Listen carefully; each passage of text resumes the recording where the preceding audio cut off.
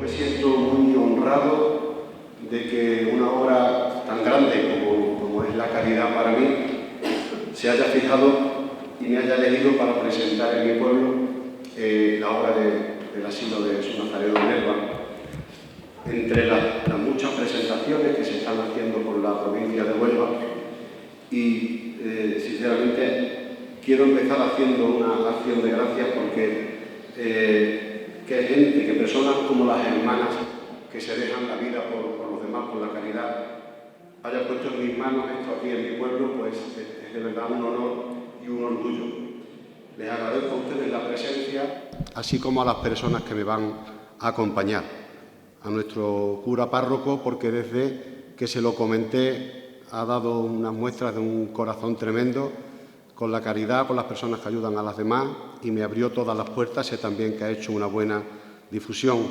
A las hermandades, por estar aquí acompañándonos, me dirijo a ellas también en nombre de los hermanos y las hermanas mayores, a los cuales he llamado personalmente. Creo que las hermandades tienen una labor preciosa, también con la caridad y con asistir a los más necesitados. Y en general, comentarles que me siento muy bien por poder transmitirles a ustedes lo que les voy a transmitir, que es la obra del asilo de nuestro Padre Jesús Nazareno de Nerva y la persona que la fundó y que murió hace unos 5 años ahora, y se está trabajando pues en su proceso de beatificación, ojalá de santificación. Para muchos, los que la conocimos, es una santa, era una santa, y su obra sigue ahí. Ella se llamaba Luisa Sosa y nació en 1918 en Nerva.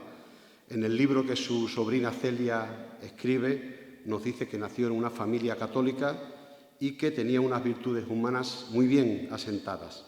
Pasó una infancia feliz, con muchos tramos en Fuenteridos, donde venían a pasar días, lo cual la hizo a ella mezclarse con la naturaleza, con el campo y ese encuentro con Dios que ella buscaba ahí. Tuvo una educación académica en Nerva, luego pasó a Río Tinto, porque en aquella época en Nerva no había instituto, y el último curso, el último año del bachiller, lo hizo en Huelva, lo cual es un dato muy importante porque Huelva y en concreto la parroquia de San Pedro van a marcar un antes y un después en la vida de la Madre Luisa. Ella asistía diariamente a la misa de 7:30 a la iglesia de San Pedro y allí hablaba diariamente con el nazareno. Siempre le preguntaba que qué quería de ella, que en qué le podía servir. Allí además se acercó a las Hermanas de la Cruz y a las adoratrices, cuyo nombre le llamaba poderosamente la atención por lo que simboliza de la adoración. Ella decía: siempre sentí mucha devoción y ternura ante Jesús con la cruz a cuestas, y siempre tenía ese vínculo con el nazareno. A los 24 años, y habiendo ya colaborado tanto con las Hermanas de la Cruz como con las adoratrices, tiene él la primera visión, encuentro, en este caso con el Niño Jesús, una noche de madrugada, en el que ella tiene una visión que el Niño Jesús le dice que su padre se está muriendo. Estaba allí en la misma casa, y después de tener esa visión, al instante, su madre dio un gran grito diciendo que su padre había pegado un gran ronquido, que estaba mal, y ella ya sabía lo que había pasado. Esto no hizo más que acrecentar su fe en el nazareno y, con su frágil salud, seguía pidiéndole a San Pedro: ¿dónde te serviré mejor, Señor? Hasta que un día tuvo una revelación de él que le dijo: has de fundar. Tu cometido ahora mismo es fundar. Y a partir de ese momento ella se entregó a las necesitadas, primero en Huelva y luego en Aracena. Dice ella textualmente: veía en ellas la imagen de Jesús bendita bajo el peso de la cruz.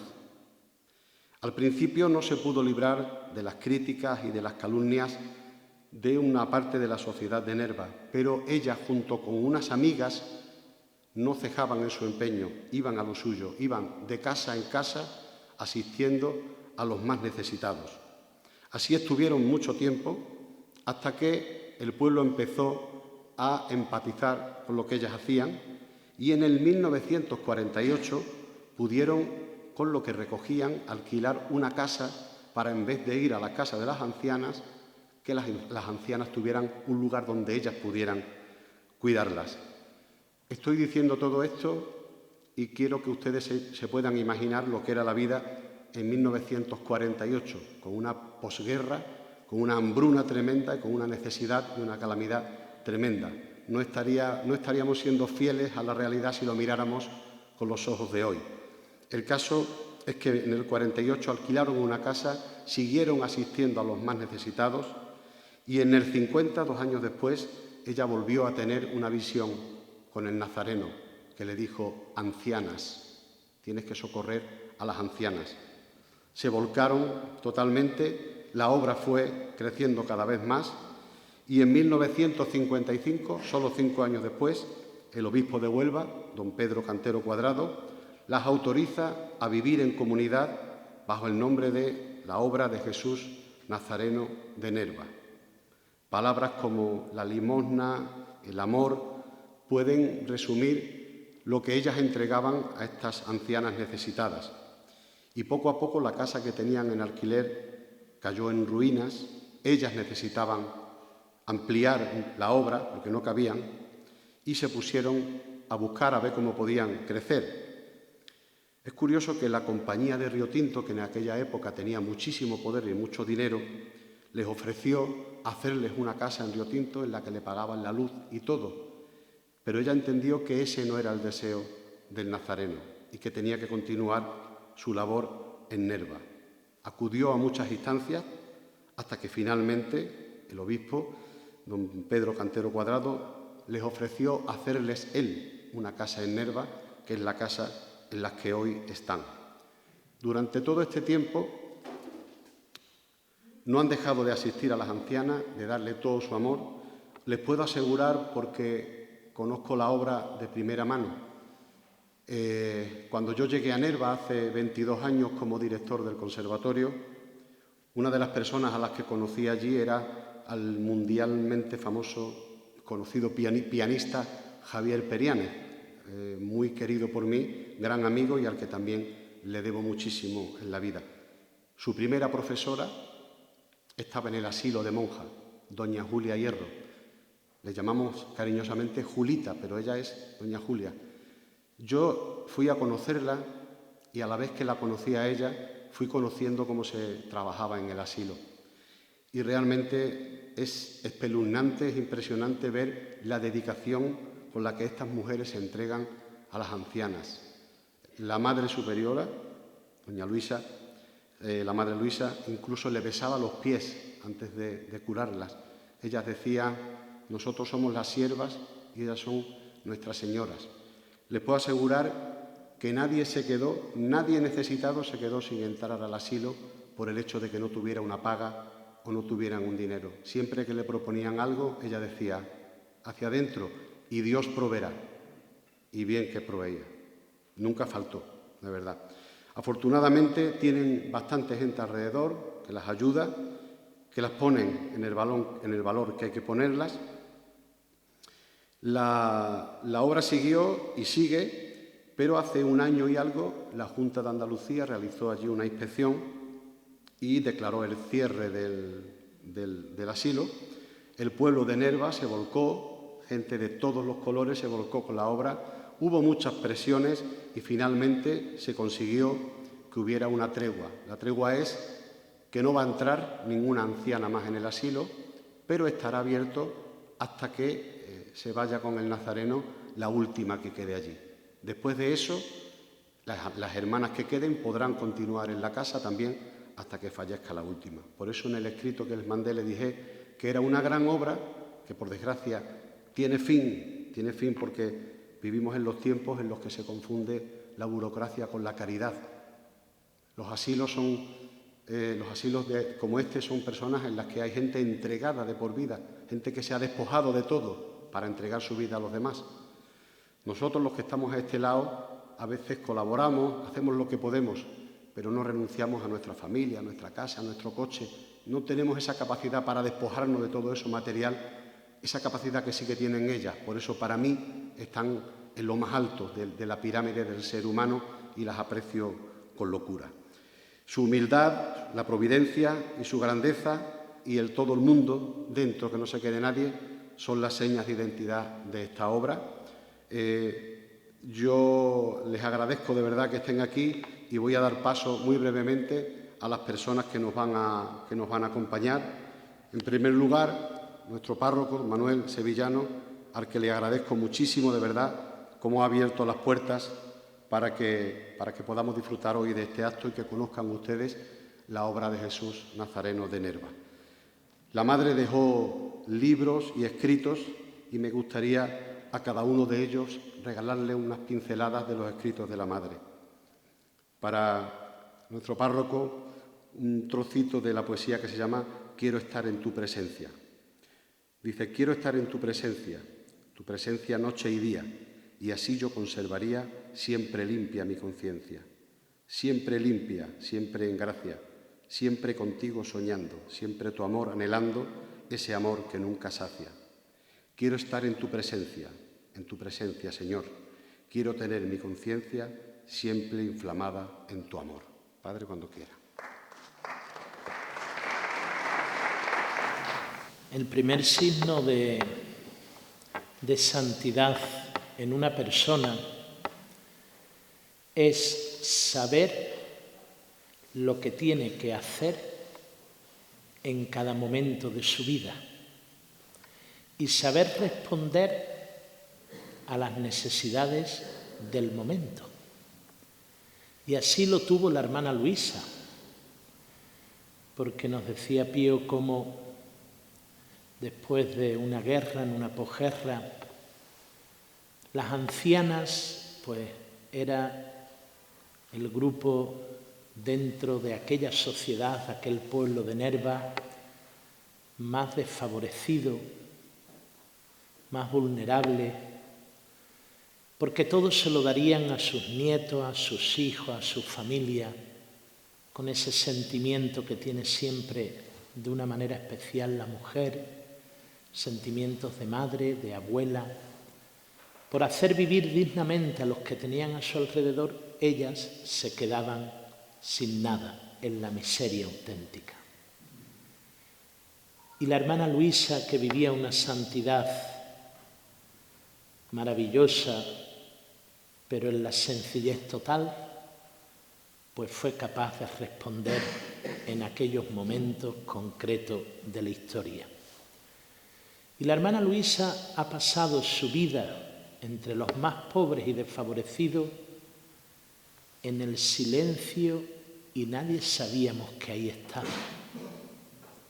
Ahora, después de su muerte, se abre el proceso de beatificación, de canonización y empiezan a aparecer pues todas estas gracias y empieza a aparecer todo este ejemplo y todo testimonio de aquella que supo responder a la voluntad de Dios con una exigencia especial, pero con una autenticidad impresionante, entregando su vida entera. Y ella quería hacer llevadera la cruz a aquellas ancianas. Y por ahí ella vive esa intimidad con Jesús Nazareno cargando con la cruz y le pedía al grupito que se unieron a ella, que todavía algunas están, pues nosotras tenemos que ser las siervas y ellas las señoras a las que le ayudemos a cargar la cruz de cada día.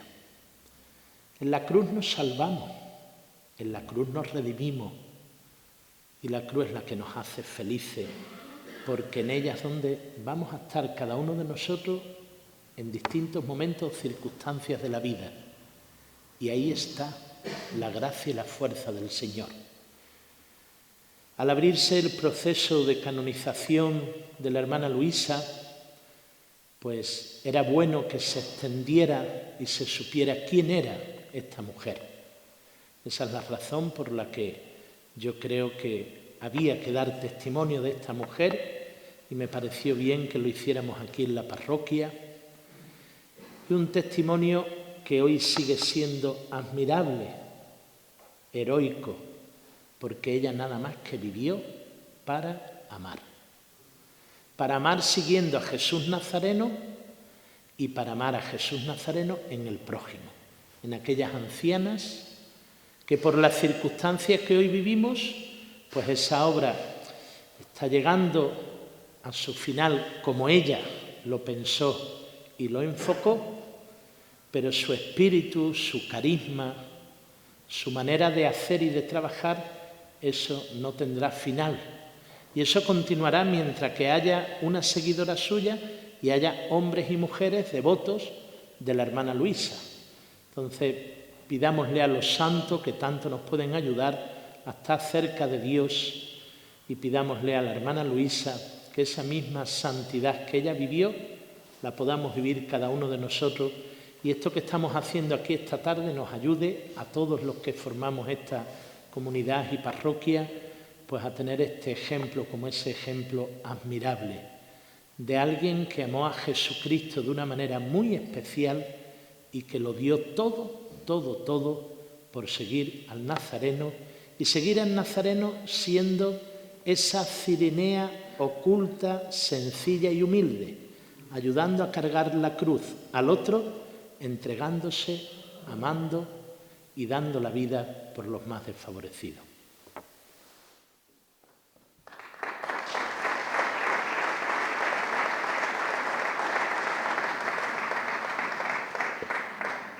Muchas gracias, Padre. Le doy la palabra al alcalde de Aracena y le agradezco profundamente que esté aquí hoy. Para las hermanas del Asilo de Nerva ha sido todo un honor que tanto el párroco de Aracena como el alcalde de la ciudad hayan querido estar dando el testimonio. Lo voy a recibir con una breve poesía también de la madre que se titula Me dejan sola. Dice: me dejan sola, Señor, cuando me agobia la carga. Busco alivio a mi dolor y hallo incomprensión amarga. Busco inspirar compasión con mi salud quebrantada y el humano corazón tiene la puerta cerrada. Mi dueño, Jesús, mi Señor, tú sabes de soledad que en el huerto sin temor te abandonó la impiedad. No me dejes sucumbir, mándame pronto un consuelo, que muera si he de morir, mas baje el ángel del cielo. Bien, señor cura párroco, buenas tardes a todos y a todas. Agradecer en primer lugar a José Luis Pastor, a Pío, pues la invitación para estar en este acto tan entrañable y sobre todo el que siga siendo pues ese gran embajador de Aracena de ida y vuelta, que lleva lo mejor de Aracena allí donde va, pero que también se preocupa de traer a Aracena todo lo bueno que encuentra. Y en este caso, pues esta tarde con nuestro párroco pues han conseguido reunirnos aquí a un número de personas en torno a este ejemplo de vida maravilloso que supongo que, al igual que a muchos de ustedes, pues para mí es un descubrimiento, porque no tenía pues el honor, la satisfacción pues de conocer esta obra, de conocer esta trayectoria vital, en definitiva pues de conocer como digo, este ejemplo de vida. Yo creo que es muy importante precisamente el poder conocer estos casos de personas luminosas, de personas generosas, de personas grandes que ejercen y que practican la grandeza en toda su plenitud con su ejemplo y con su trayectoria vital, porque son personajes que ayudan a forjar la historia de los pueblos, en este caso de Nerva, pero también de todos aquellos que tenemos la posibilidad de conocerlo. Son personas que, sin duda alguna, en un momento determinado de la historia, pues han jugado un papel muy importante pues para sacar adelante unas necesidades y llevar pues un servicio absolutamente esencial a personas que en ese momento pues no tenían otra forma de cubrir sus necesidades. Yo creo, como decía nuestro párroco, que estos ejemplos hay que entenderlos también en el contexto histórico en el que se producen, en el momento en que se producen. Afortunadamente, nuestra sociedad es muy diferente, muy distinta a esa sociedad que ella conoció, y en donde pues hubo falta ese esfuerzo de personas como ella, pues precisamente para superar tanto dolor y tanta necesidad. Nosotros en Aracena es algo que lo conocemos bien también sobre el terreno, en el ejemplo de nuestras madres, las hermanitas de los ancianos desamparados, que van ya para casi siglo y medio de ese esfuerzo, de esa dedicación, de ese ejemplo, y todos sabemos lo que ellas han supuesto y suponen para la vida de Aracena. Afortunadamente nosotros tenemos una residencia fuerte que esperamos con mucho futuro, no como en este caso en Nerva, y que, como digo, pues han sido un pilar esencial de la sociedad de Aracena y de la grandeza moral de Aracena. Por tanto, agradecer a los que lo han hecho posible el que nos puedan traer este ejemplo hoy aquí a Aracena, y que nos visibiliza también pues ese trabajo social incansable de la Iglesia, que no siempre se reconoce y que está ahí y en muchos ámbitos, en muchas facetas, y que realmente cumple una misión extraordinaria en nuestra sociedad. Yo creo que con ejemplos como este nos deben de servir precisamente no solo para entenderlo en ese momento y para seguirlo, sino sobre todo para seguirlo al momento histórico actual. Yo creo que hay muchos ámbitos actualmente, afortunadamente yo creo que, y además entiendo que es un derecho el que tenemos las personas, de que nuestras instituciones, nuestro sistema social cubra esas necesidades esenciales, pero sigue habiendo otras muchas que tienen que tener una respuesta también de la sociedad a través de la generosidad y a través de la solidaridad. Por tanto, creo que es un ejemplo magnífico, que creo que personas como ella pues hacen que nos podamos satisfacer de la grandeza del ser humano, y ojalá que ejemplos como el suyo pues sigan iluminando la vida del mundo en un momento, en este como también otros, donde hay tantas sombras. Muchas gracias.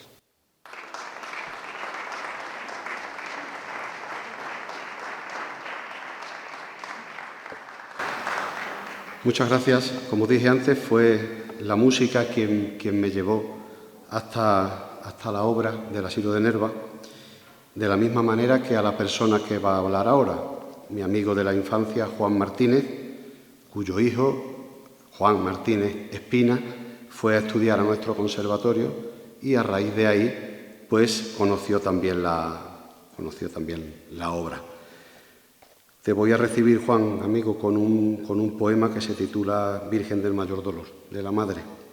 Dice: Virgen del Mayor Dolor, yo no podría olvidar tus desvelos y el amor de venirme a consolar. Yo temblaba de dolor y más de arrepentimiento. Me pusiste ante el Señor, que vio mi remordimiento. El Señor te miró a ti y en aras de tu belleza se compadeció de mí y perdonó mi vileza. Madrecita de mi vida, yo te quiero con pasión, que así curaste la herida que ardía en mi corazón. Cuando quieras, Juan.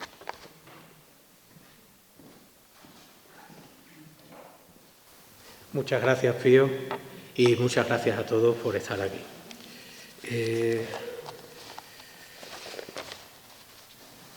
¿Cómo conocí la obra? Pues efectivamente a través de la música. Mi hijo Juan, como todos sabéis, estudió en el Conservatorio de Nerva, gracias a Pío, y allí pues tuve la suerte de conocer qué era aquello y quién fue Julita Hierro, sobrina de la Madre Luisa. Como no quiero repetir la gran cantidad de datos que se ha aportado, tan solo voy a aportar algunas pinceladas. Julia Hierro es sobrina de la Madre Luisa y Javier Perianes, a quien ha citado Pío, tuvo la suerte de encontrarse con Julia Hierro. ¿Por qué? Javier Perianes era simplemente un estudiante más de clarinete que no de piano en la banda municipal de música de Nerva. Pues el encuentro resultó providencial. Hoy todos conocemos a Javier Perianes como una de las grandes estrellas del piano, no solo a nivel nacional, sino, por supuesto, a nivel mundial. Consecuencias de la obra, consecuencias indirectas. Pero no es esto lo que hoy nos reúne aquí. Ese conocimiento de Julita me llevó a conocer a la obra.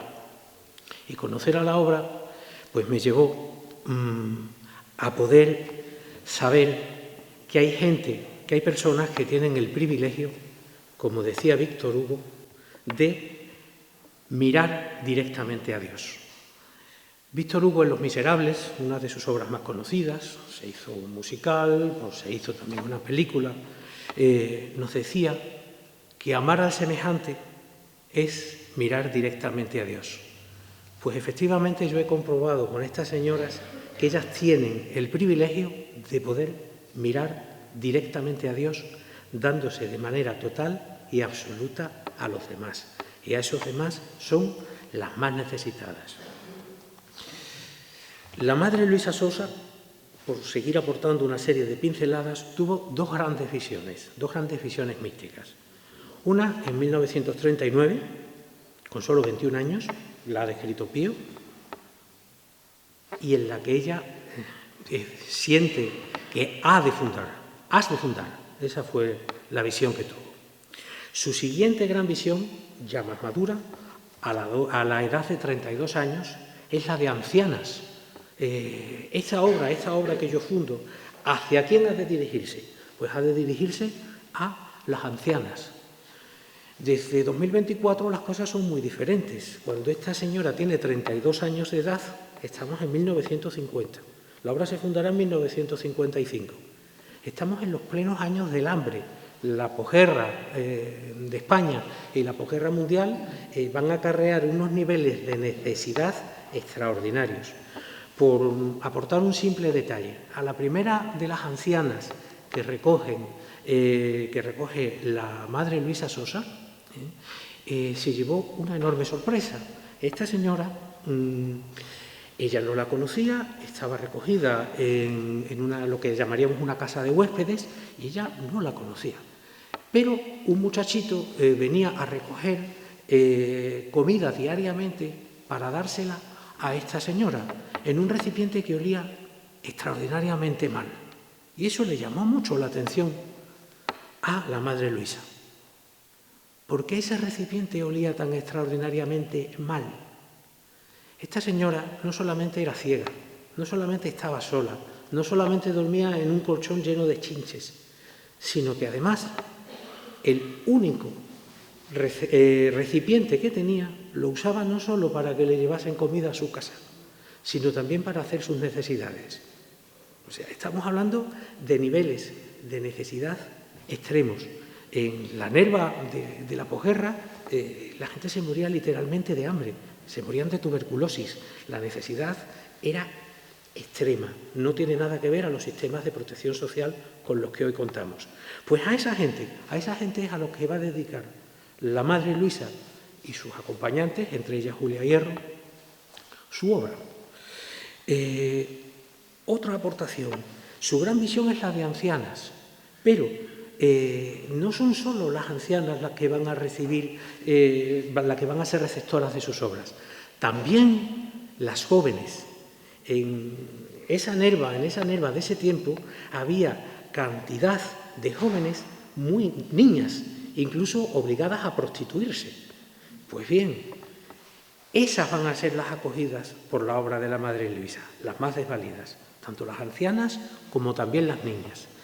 En el momento de máximo esplendor de la obra, van a llegar a acoger hasta 45 ancianas y a 22 niñas.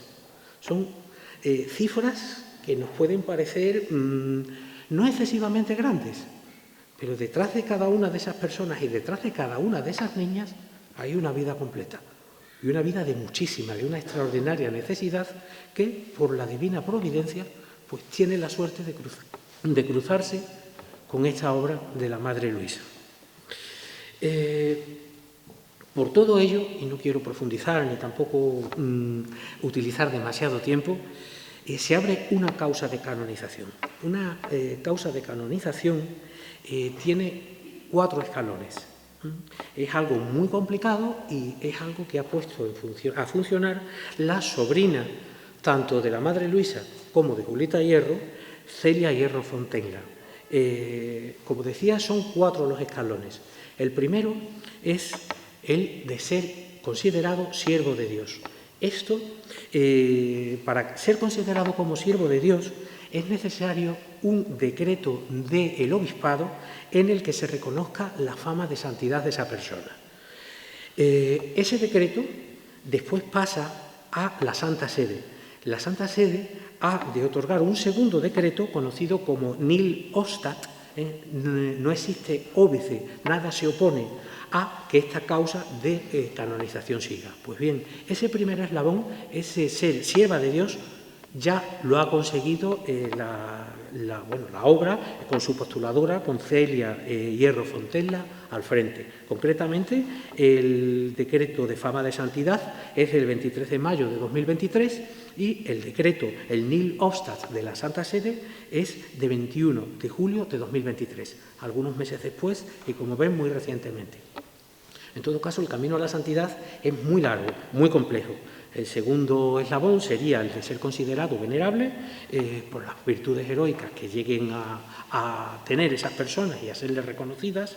El tercero sería el de la beatitud, como tenemos a la beata Sor Eugenia Palomino, perdón, nuestra beata de Valverde. Sor Eusebia Palomino, perdón, en nuestra joven diócesis de Huelva, es una de las beatas que tenemos, y el cuarto eslabón sería la santidad.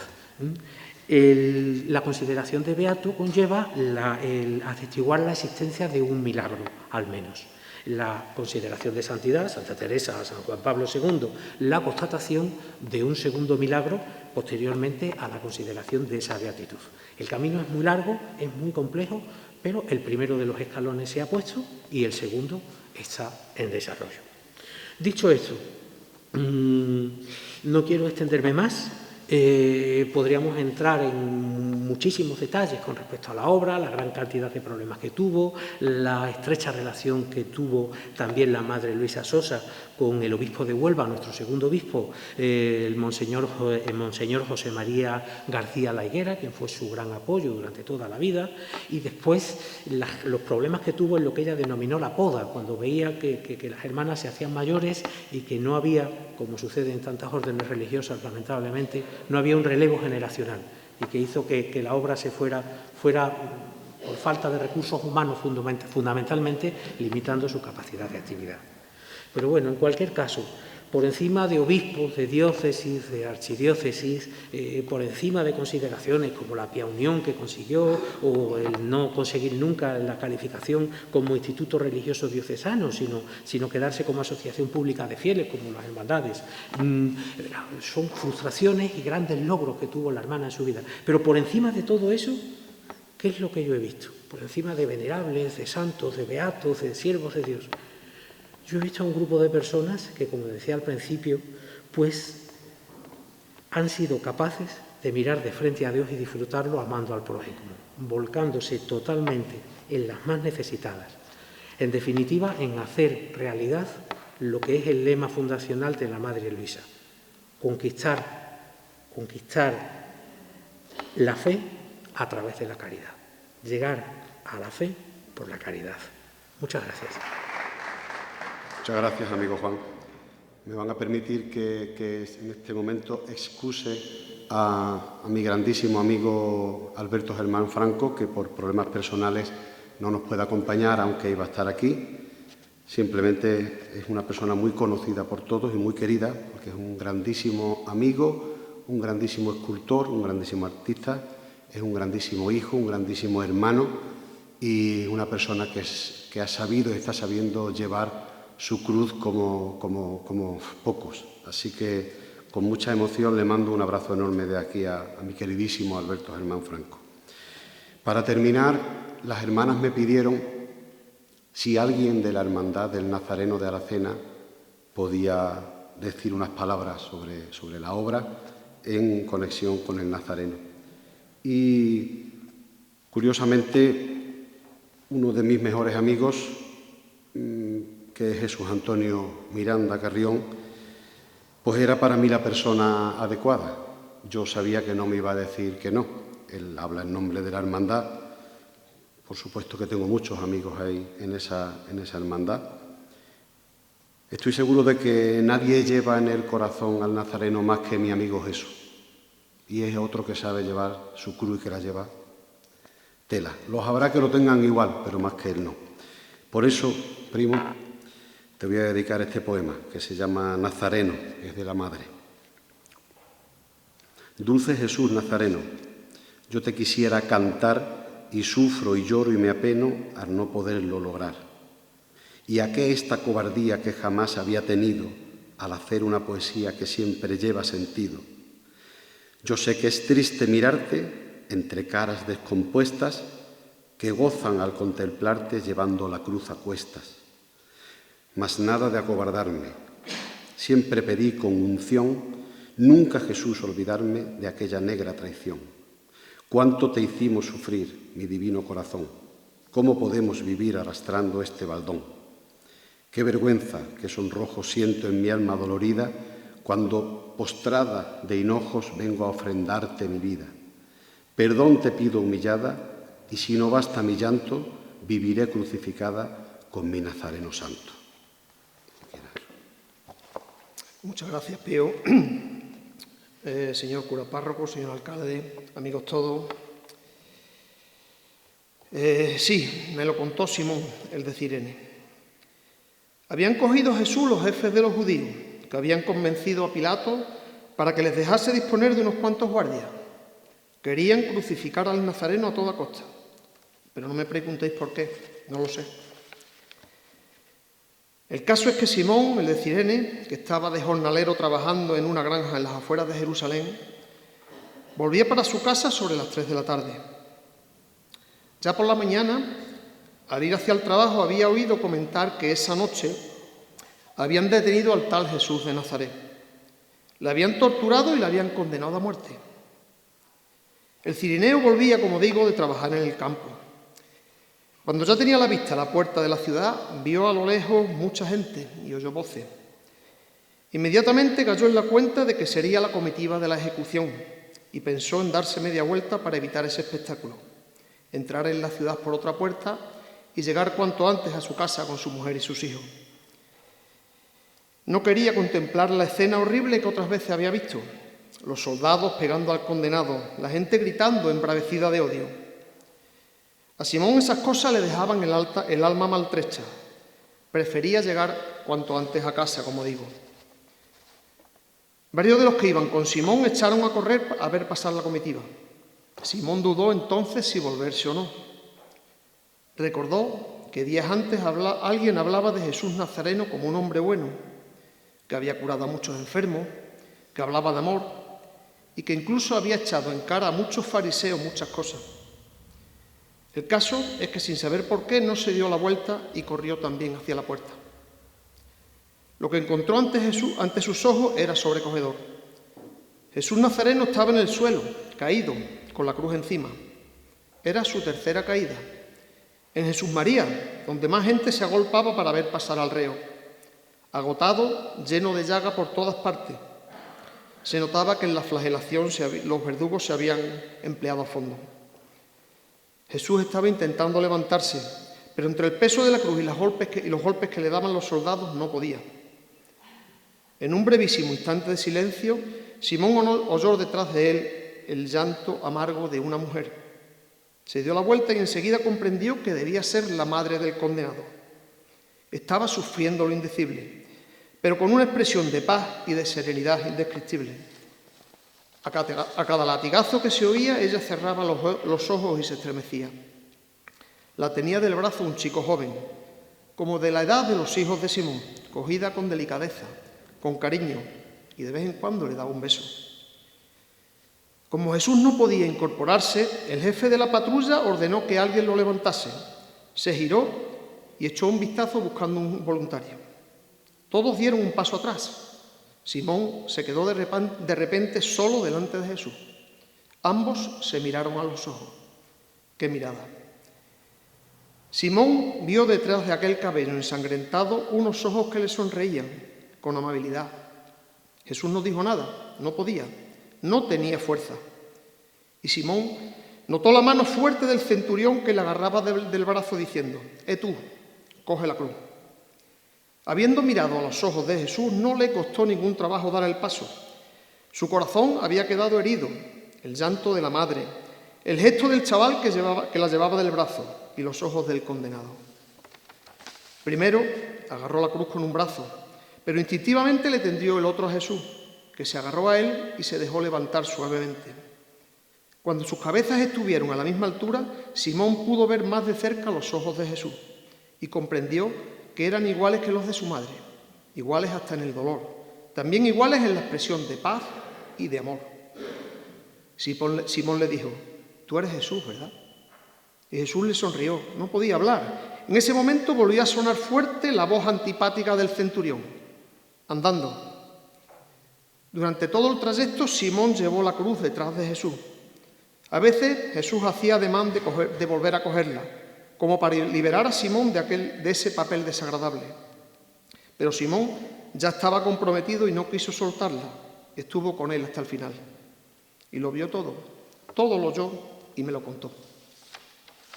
Y ahora, cuando mi amigo Pío me ha dado a conocer, aunque sea mínimamente, la obra de la Madre Luisa, en Nerval lo he vuelto a revivir. He encontrado tantas similitudes entre ellas y la figura de Simón que no he podido resistir traer este pasaje a colación para hablaros un poco de ella. Hay mucho parecido entre el andar del Nazareno camino del Calvario, sufriendo el escarnio, la burla, o cuando menos la indiferencia de los demás, y el sufrimiento continuo de la Madre Luisa en el cuidado de enfermos y necesitados, de forma que podemos interpretar que sus pasos se unieron en el logro de un mismo fin. Jesús Nazareno cargado con la cruz de nuestras culpas y sufrimientos, y la Madre Luisa con sus debilidades y enfermedades, con su infinita humildad, dando su vida para ayudar a las ancianas enfermas y desvalidas, ambos dando la vida, su vida por los demás. Y los dos se ayudaron de gente buena. El Señor de Simón, la madre de sus fieles colaboradoras. Simón fue ese hombre bueno que nada más ver la mirada de Jesús, al igual que la Madre Luisa, comprendió que tenía que seguirlo, que tenía que hacer su voluntad. La madre se veía a sí misma como un burdo pincel en manos del artista, como un pincel sucio, y el artista, Dios, que a través de ella podía llegar a los demás con su profunda labor, que no solo consistiría en socorrer a las ancianas físicamente, sino que también les curaría sus males morales. Simón encontró en la mirada del Señor la paz y el amor que le empujaron a estar con Él hasta el final. No necesito más para comprender que esa era su misión, y no dudó en servirla. La Madre Luisa veía la cara de Jesús Nazareno en cada anciana, en cada enferma que auxiliaba. ¿Acaso hace falta más que mirar el bendito rostro de Jesús Nazareno para llenarse de gracia? Y así, de esta forma, llegar a uno de los fines de su obra, que siguiendo sus palabras, es que Dios sea conocido y amado, llevando por la limosna material el consuelo a las almas angustiadas, para que éstas agradecidas vuelvan sus ojos a Dios, lo amen y se conviertan. Ahí es nada. Si todos fuésemos capaces de entender así la caridad. Y en esto es donde tenemos mucho que decir las hermandades. Muchas veces hacemos obras de caridad aportando fondos, bienes o ayuda material donde nos reclaman, pero olvidamos esa caridad espiritual, ese compromiso fraterno con el hermano, ese compartir el amor en el Nazareno. Esa visión de la caridad la tenemos olvidada. Quizás el conocimiento de esta labor de la Madre pueda significar un antes y un después en nuestra forma de entender la caridad. Ya, para terminar mi intervención, os quiero citar un párrafo que la Madre Luisa dejó escrito como parte de su testamento espiritual, que quizás resuma mucho de lo que quiso que fuera su obra. Y dice así: que jamás nos llegue un clamor de socorro que no sea al punto atendido en la medida de nuestra fuerza, procurando siempre hacer lo más, pero lo más en todos los aspectos, el aspecto material y el aspecto espiritual, socorriendo, escuchando, comprendiendo, siempre amando, sufriendo en silencio y con la sonrisa en los labios, abierto de par en par nuestro corazón a las angustias y a los gemidos de nuestros hermanos. Ojalá esto no caiga en saco roto. Muchas gracias.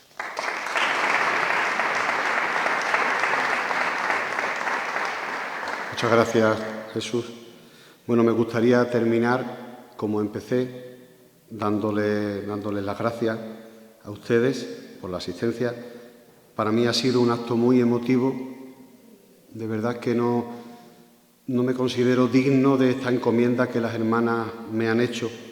Y aunque hemos hablado mucho de la fundadora y todos estamos por la causa, sin que ellas se enteren, aunque creo que después lo van a ver, a mí me gustaría dedicarle este acto a ellas, porque son las que 5 años después de que la madre se fuera, continúan levantándose al alba para limpiar a las ancianas. Va por ellas y en nombre de ellas para todas las hermanas del mundo y para todas las personas que dan su vida a los demás. Ha sido muy bonito también para mí hacerlo aquí y le agradezco a nuestro párroco que me diera la idea. Aquí tengo a la borriquita que me cae muy cerca por mi hermana, tengo al cautivo de mi queridísimo y admiradísimo Pepe Antonio Márquez y tengo a la Soledad, a la que tantas veces he llevado sobre mis hombros a las órdenes de mi querido también Domingo Gerba, ayudado por el que hoy en día es el hermano mayor de la Hermandad de la Soledad, de José Ángel.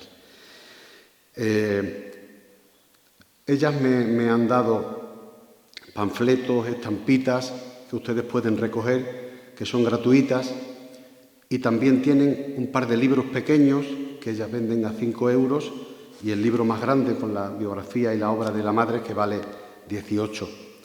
Si ustedes quieren colaborar, pues estupendo porque van a ayudar a una buena causa.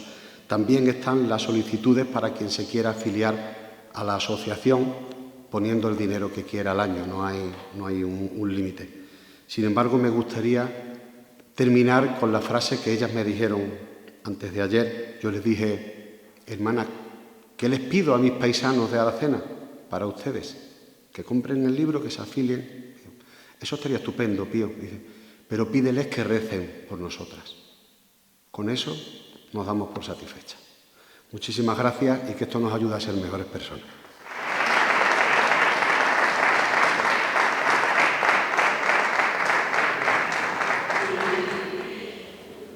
Y para mí le debo todo a ella. Fue una persona, bueno, después le doy las gracias y son los mejores años de mi vida que tuve con ella, viviendo allí. Me ayudó muchísimo, en fin.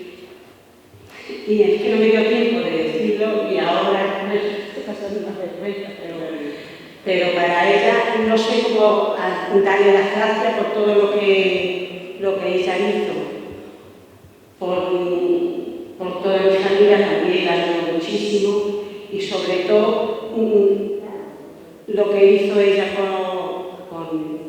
con nosotros, con todas las niñas, y para mí fueron los mejores años de mi vida que estuve allí, gracias a ella. Y todo lo que se ha dicho son pocas cosas de cómo ella estuvo mala y nosotros sabíamos que estaba modesta, pero todas las cosas que tenía ella no lo sabíamos. Siempre lo guardaba, ella siempre nos decía muchos consejos, sobre todo a mí. Bueno, conmigo era una cosa que me quería muchísimo. En fin, no sé qué decir. Nada, muchísimas gracias.